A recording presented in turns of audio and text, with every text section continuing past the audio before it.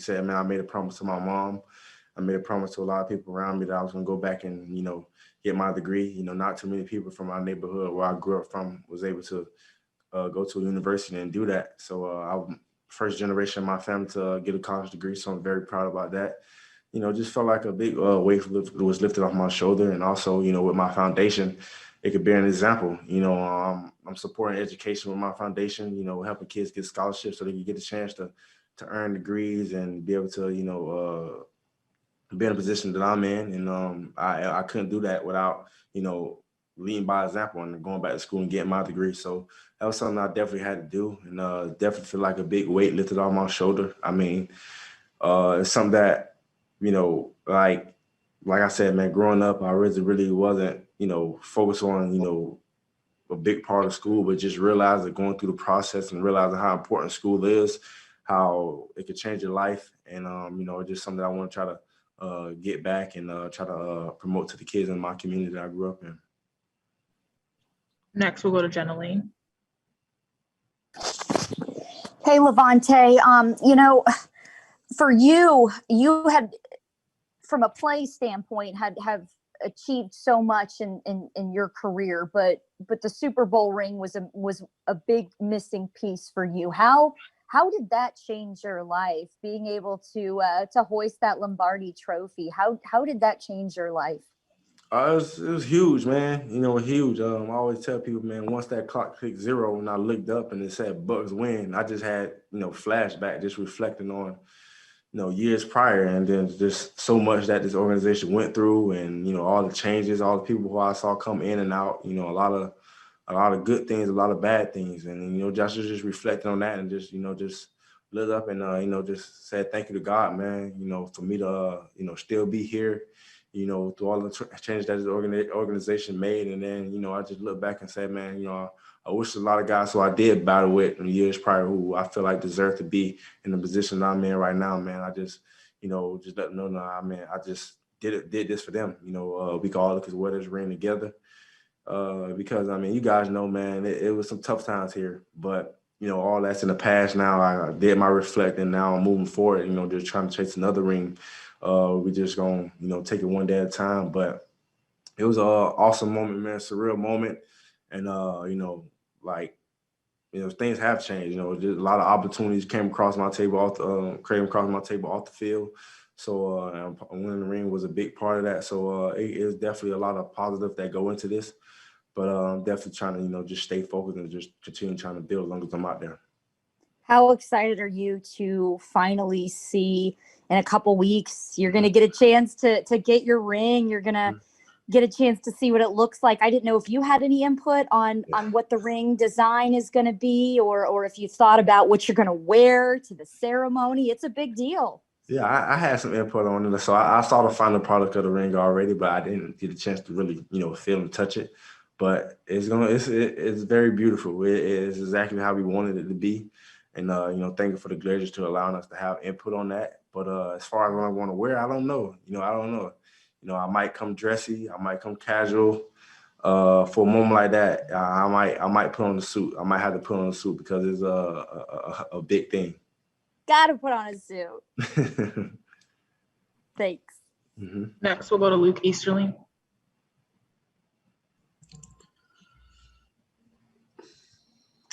Hey, can you guys hear me? Yep.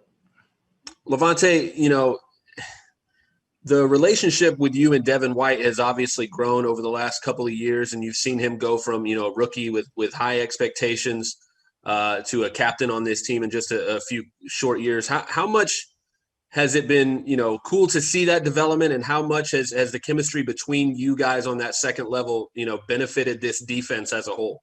Yeah, I mean, that's something that I always look forward to. Just the progress of the young guys who, come to me and ask questions, just watch them build year by year. And, Devin, his rookie year, he had some tough moments, with injuries and not really being able to play as much as he wanted to. And then, last year where he just took off, that's something that I was expected. And I told him, he got to keep up that stamina. He got to keep on playing that same way, keep on having that intensity, just beat him out there on the field. And, that's just something that I take pride in, with a lot of the young guys, who come to me, come to me for advice. I just like to see the growth, the maturity, and the progress, not only on the field but off the field as well. So, I take pride in that, man, because I'm all about giving back. So, as much as I can, put in and what they put out, man, I'm really happy about that, man. No matter the outcome, as long as I just see them trying and trying to get better, and then taking my advice and trying to raise their level of play and how to be better, off the field, how to be a better man and stuff like that, man. I really take my pride in that. But me and Devin, obviously have a special relationship because we definitely got to be able to trust one another, on the field. And it got to transpire off the field too as well. We got to be able to get along off the field as well. But I'm definitely excited for what he has to come. What his year 3 gonna be like for him and also for the both of us as trying to be the best duo in this league. And for the team as a whole, most players, most teams in this league are always chasing that championship, right? They're chasing that ultimate goal. Mm-hmm. And for obviously most of your career, that's kind of the place that you have been in, both for yourself and I guess as the team as a whole. How has the mentality changed now that you guys have accomplished that? But how has it also stayed the same as you go into a new season trying to repeat?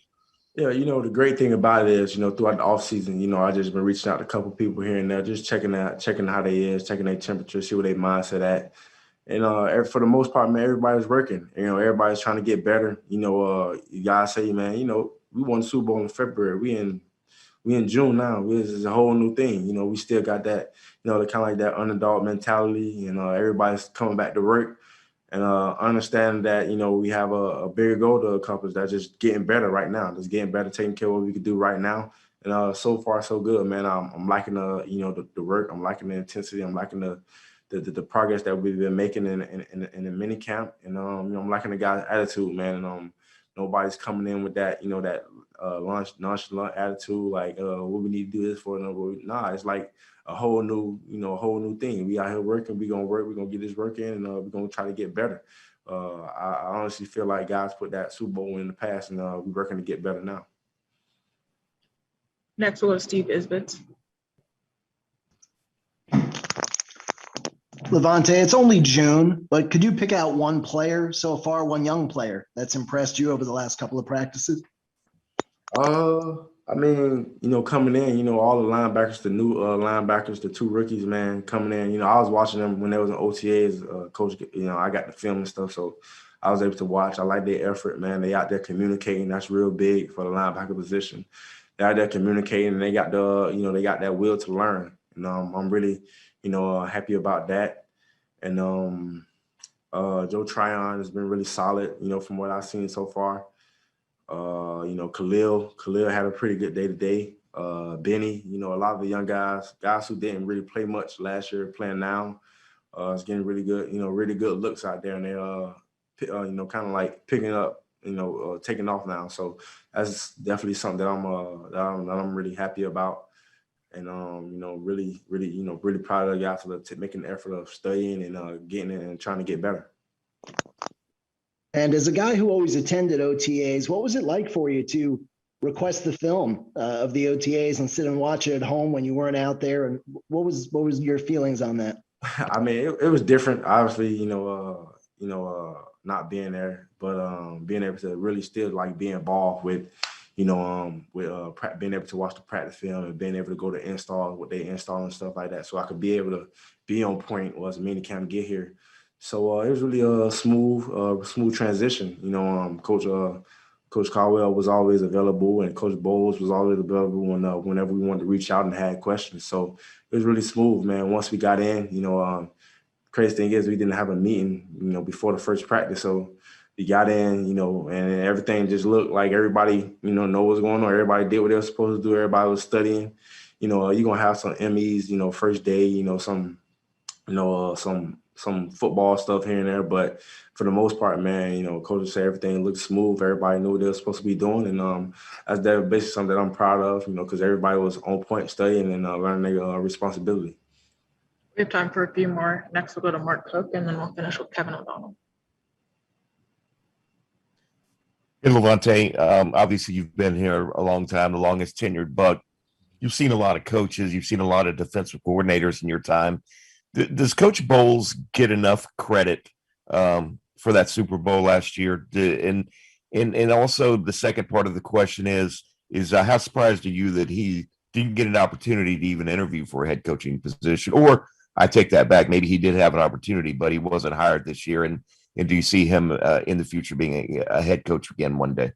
Yeah. I mean, I don't feel like Coach Bowles gives him much credit as he deserves. You know, I'm not sure if y'all know, but at the parade, you know, he didn't get his little shout out. So I made sure I went out my way to make sure he get his personal shout out, man. You know, I definitely appreciate him because he's a great teacher. You know, he's not just a coach, he's a teacher. And he makes sure he takes time out to make sure you got what you were supposed to get. You know, make sure you understand before you walk out there on that field. And that's just something that I appreciate, man. He's very open, you know, to discussion about whatever it is about the defense. You know, that's just something that, you know, I definitely respect about him that I didn't have years prior. And it was kind of shocking that he didn't want to, he didn't, actually get a head coach job, even though he did get interviews. But,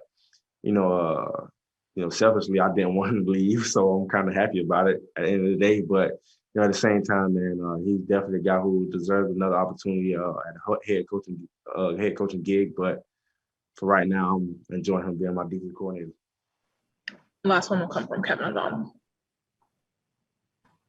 Hey, Lavonte, obviously this past offseason has been like no other that you've experienced before. What were some of the highlights that you had during this offseason? I know Tom Brady had told you guys that if you win a Super Bowl, you're going to be treated differently the rest of your life. So maybe what some of the things that have stood out to you or some stories that might have happened in this offseason? Yeah, it's very true. A lot of media coverage, a lot of media opportunities that I've got that I haven't gotten in the past. Being on the spotlight. I got a chance to be on the I'm Athlete podcast. It's a really great podcast, and that was really fun to be a part of. I got a chance to be a part of a X2 energy drink.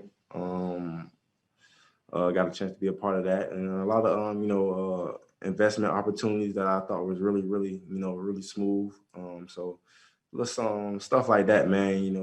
People want to be a part of your brand and stuff like that, not because you're a winner too as well, but I guess the person that you are. People get to see once they see you out there, and then they see you on the media and stuff like that, and they see the type of person you is, they want to get a chance to meet you. So stuff like that, man.